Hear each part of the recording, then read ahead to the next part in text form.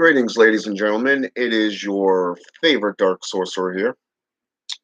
And today I want to bring to you, or I should say tonight, I want to bring to you a fake practitioner of Christianity. Okay, this guy is a liar. He's basically a habituary liar. He is a betrayer of the people. And most importantly, I doubt he's even a Christian. Okay. And this is why. I've been watching his videos. I came across one of his videos called The Dangers of Santeria and the Occult. Okay. Now, obviously, as a practitioner of Santeria myself, I'm by no means an expert of Santeria, by the way. I'm just a practitioner, a Marimberos. It caught my attention and I was curious about this. So I started watching the video. Okay. Now, according to this video and this man, John Ramirez, he grew up in the Bronx. His father was a warlock, heavily into spiritualism and Santeria. Okay. John himself was initiated after his mother took him to a tarot card reader, and he supposedly went through a change and he started practicing. And a lot of what he claimed is more cult than occult. Okay. Anyone who's been a practitioner of any tradition can tell the difference between a lie and, what's fact and what's fiction, I should say. So, anyways, as he started practicing, his father was supposedly murdered when he was like 13, 9 to 13 range. And he delved further into the arts. He claims to give the credit to the devil who took him as his son. Okay, basically the devil took him as his son. Now, first of all, devil worship is not in Santeria. Okay, anyone who practices Santeria knows that they worship the Orisha. Okay, the Orisha, not demonolatry or angelology, but Orisha. Yeah. So, go get it, buddy. So, anyways, he went into Santeria. He went into Palo from there. And supposedly he started performing practices of black magic, dark sorcery, astral projection, the basic stuff that you can look up on Google. Okay. You pick up a book on, say, for example, the Bible, it speaks to demonolatry, it speaks to Satan, it speaks to soothsayers and fortune tellers. Okay. Cartomancy is one of or what is modern day tarot card readings, happens to be fortune telling. Okay. Tells you the past, present, and future. So obviously that's right there in the Bible. Okay. Now, what's interesting is that he supposedly met a woman. She took him to church, met her family, the whole king caboodle, and we all know that little story. Okay, that family either loves you or they hate you. In this case, they apparently loved him. Okay, and supposedly he went all possessive on the pastor during a pastor call. Okay, and then he became a Christian after that. Okay, so here he met his wife after becoming a Christian. Okay, just before he became a Christian. He married her after he became a Christian. This is just in this one video. Okay. Now, what's interesting is I went into some of his other videos. Okay. But before I do, I want to just kind of give you a little rundown here. In his own words, He does not refer to the Orisha as the five main Orisha deities, okay, the main gods. Now, he refers to them not only as gods, but as demons. Demons, not spirits that are similar to the Loa in Haitian Voodoo or African Voodoo, okay? Which is where all the African Caribbeans go back to. They either go back to the Congo or they go back to the Yoruba people, okay? Now, Palo Mayombe happens to be, and Santeria happens to be a Congo-based religion. Two different religions, by the way, that worship the Orisha, okay? Now here, in this video, the dangers of Santeria and the occult, he claims, number one, to have gone into Palo Mayombe after going into Santeria, okay? He began to study with high-ranking members of Santeria, only to get into Palo Mayombe, a whole nother tradition, where he became a high priest. Okay, number one, it takes decades to become a high priest, especially the godfather of the Palo Mayombe traditions. Okay, and that is a very honored stature, by the way. It's not something that's passed out for shits and giggles. Now, in this, he claimed to spit rum. He drank the rum, spit it onto the altar. Then he took a cigar and blew the smoke onto the altar, the human skull. Very, very committed. Okay, the commitment factor. Now, what's interesting here is in a lot of traditions, including demonolatry, devil worship, Satanism, black magic, working with demons and doing acts of witchcraft, specifically that of baneful sorcery, for an example, which is one of the things that he stated he did. You're working with herbs. You're working with things that create scents. You're working with things that create different types of smoke. Okay? But in his, it's more liquid based. Okay? Liquid based. Not smoke. Not smoke, but liquid with a little bit of a reaction like steam to boiling water. Okay? Now, supposedly, through his he was committed so much to devil worship, according to him in this video, that he would go to church during the day and then go to devil worship church at night, killing animals.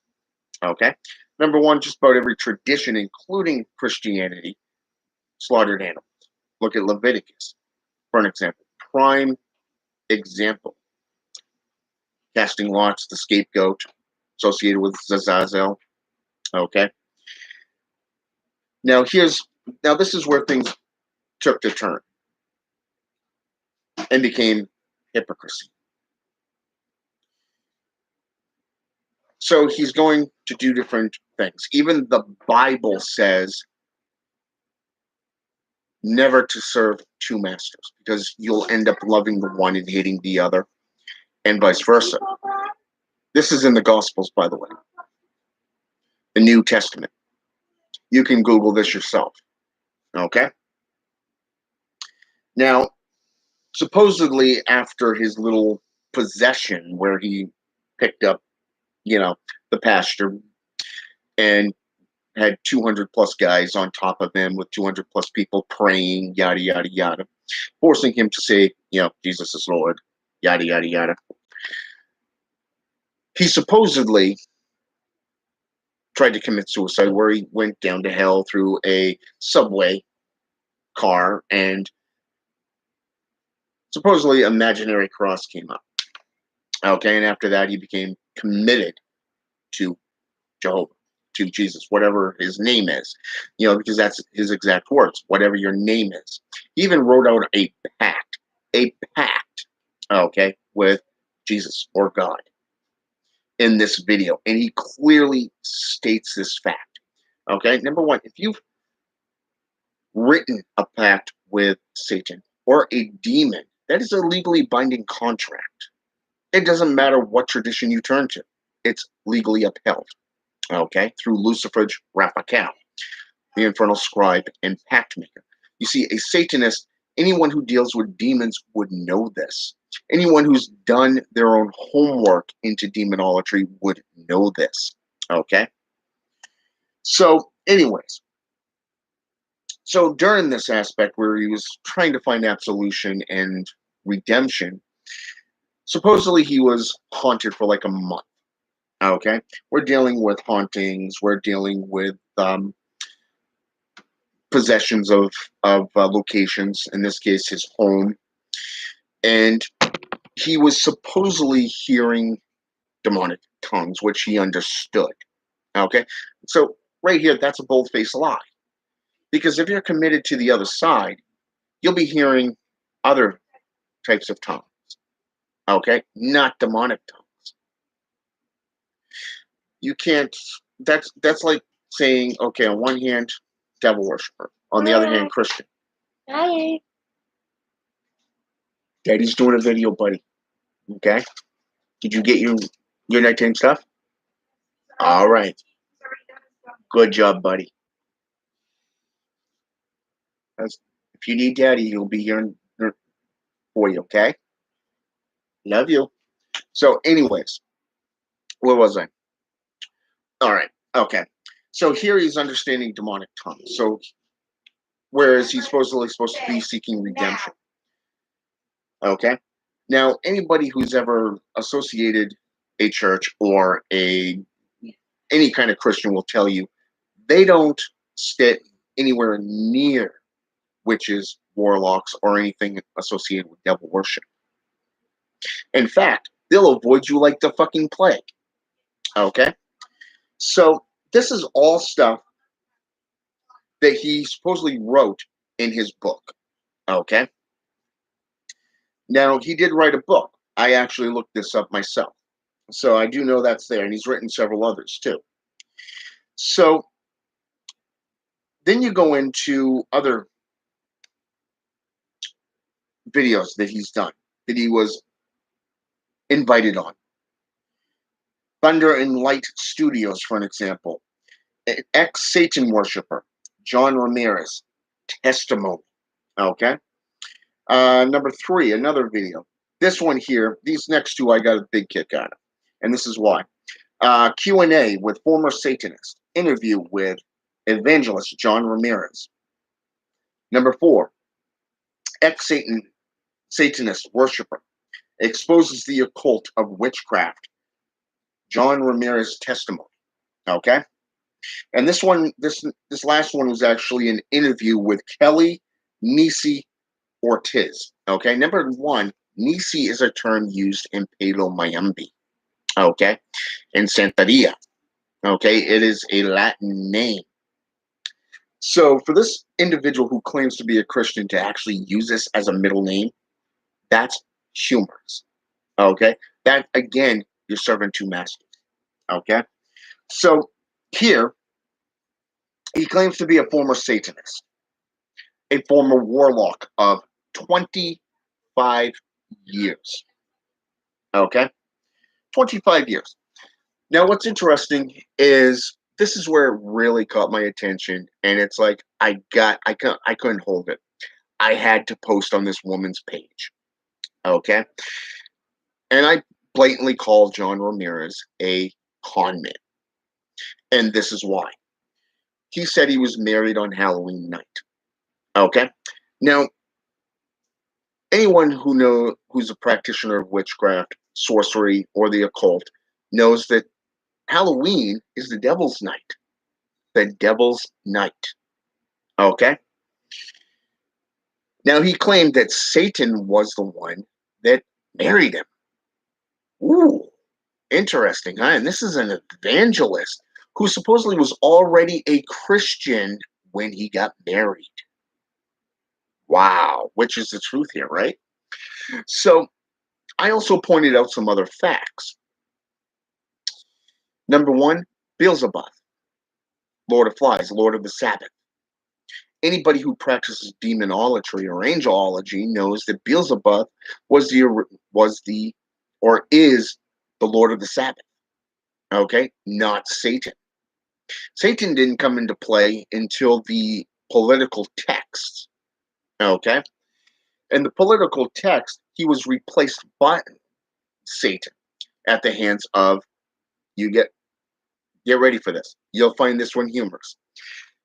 In the book of Matthew, Mark, Luke, and John, Jesus went down to hell and spent 3 days in the underworld. Okay? 3 days. Okay? 3 days. This is what took place during those 3 days is he removed Beelzebub from his throne and placed Satan upon the throne. Wow. Now, Satan, depending on which aspect you're going by, the Hebrew ha-Satan, okay, means accuser. Jewish means tempter. And Islamic, adversary. Okay? Tempter, adversary, and accuser. Middle Eastern terminologies. Okay? According to the Jewish Haggadah, Satan is a Gorgori, meaning a watcher angel. A watcher angel. And of course, nowhere in the Bible does he say that he is an enemy of God. Nowhere in the Bible did it say that he was cast out of heaven.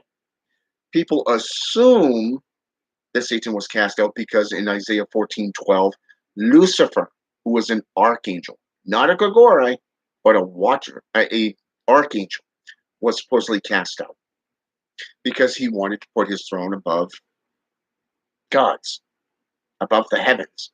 He wanted his own kingdom. Why should I bow down to a man of clay? Shouldn't we be equal? We're all your creation, right? Wow. But nowhere in the Bible does it say Satan is the enemy of God.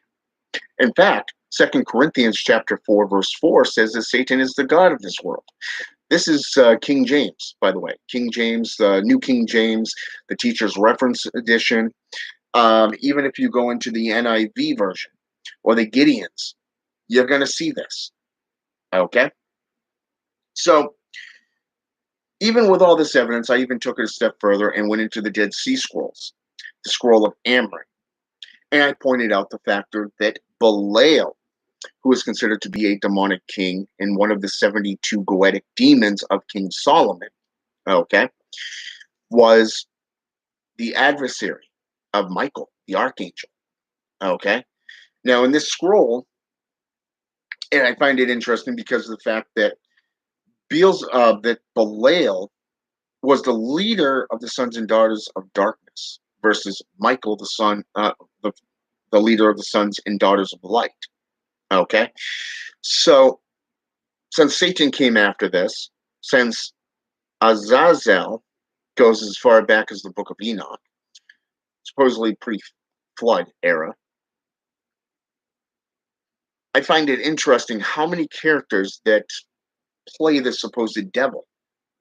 Okay, and Christians play on this, and they instead of showing them as independent individuals, because anybody who's read the Bible can pick out 15 different independent individual beings. I'm talking entities spoken of: Behemoth, Legion, Michael, Gabriel, Lucifer, Satan, and several others. Okay, 15. The book is basically a book of demonolatry. Okay, in itself, hands down, a book of demonolatry. But here's the kicker: every single one of these entities are not individuals. No, they're all one being, supposedly. So here we got John Ramirez claiming that Satan married him on Halloween. Well, what did I just say? Going back all the way to ancient Sanskrit. Ancient Sanskrit. And depending on which region of the world you're in, you're dealing with Orion, Chernobog, Set, or even Hades himself, even Loki. Okay? Think about that for just a moment. And yet, you go into another video of John Ramirez's, and he's outside of an occult shop where they have Santa Morte statues. They have the cross and things of Saint Mary in the window. Oh, this is Christian, and they place it next to devil idols. Again, if you go into the Bible, it says you should not associate with idol worship. I mean, wasn't it the Ten Commandments that said, and I quote, "Do not worship anything of the heavens above, the earth below, beneath the earth, or even on the earth"? Huh. And yet, Christians worship the cross. They worship this man as an idol. Ooh, there's another thing up right up the tailpipe with a twist. And yet, people fall for their lies. Well, guess what, John Ramirez? You just got called out on your bullshit, your lies. You're nothing more than a con man. You speak on things you have no knowledge about, no wisdom about, which means you have no experience, and you most likely were not even a part of Santeria or Palo Mayombe, because you don't even speak on how you were initiated. What were the practices? And you go into where he exposes the symbols and the practices. He doesn't even go into the symbolatry and what they're used for. In fact, he doesn't even speak on it at all. He avoids the questions. He avoids them altogether. He's prideful. And pride comes before the fall. Do I have to remind you about Lucifer? Or how about Judas Iscariot, the betrayer, the liar, the tempter? The left hand of the devil in the 13 levels of hell. Judas Iscariot sits on the left hand side of Satan. All a place located for all those who betray. Ooh. And yet you supposedly betrayed the devil? You betrayed more than that, my friend. You didn't just lie to the world. You lied to your God. You're continuing to lie to your God. Revelations chapter 22, verses 18 and 19. If any man adds or takes away from this book, the same shall be done out of the book of life. Guess you didn't read that part either. And yet here you are having all these interviews, writing all these books, and you have your own church now. Ironic. Because didn't the Bible also say, put all your treasures up in heaven and not on earth so they can't be stolen or, say, for an example, rust? Yeah. You're just a dumbass trying to make a name for yourself. So the way I look at it, I just gave you a whole shitload of fucking facts that just puts everything you said into the dumpster. Flat out. I didn't just put it in the dumpster. I threw the whole thing in the freaking lake of fire right there. So, as a devil worshiper, I'll see you on the rack, buddy. That's all I got to say. Have a good day.